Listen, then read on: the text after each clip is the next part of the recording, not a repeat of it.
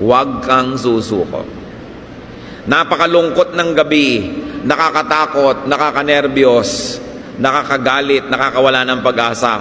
Don't drink that poison. Just keep breathing. Keep living. Iniwan ka ng boyfriend mo, pang-siyam na umalis sa buhay mo. Huwag kang tumalon sa tulay. Just keep walking. Just keep believing.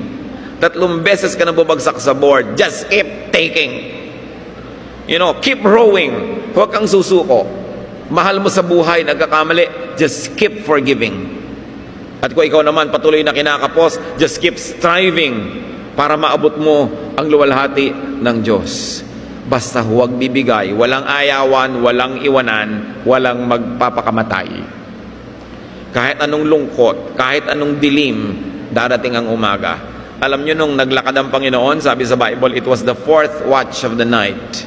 Ibig sabihin, it was the last quarter of the evening. Hinahati kasi nila yung gabi sa 4. It was the 4th watch.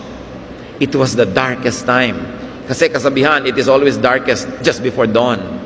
Sa sobrang dilim, bago magbukang liwayway, dun pa lumabas sa parang multo. Pero hindi pala, dahil matatapos na yung dilim.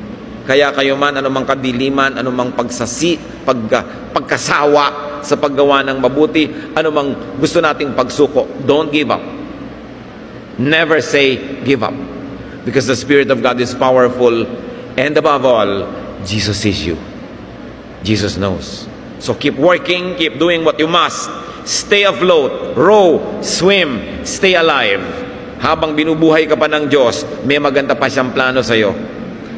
Keep believing. Kahit 3 na ang bumigo sa iyo, keep believing in people.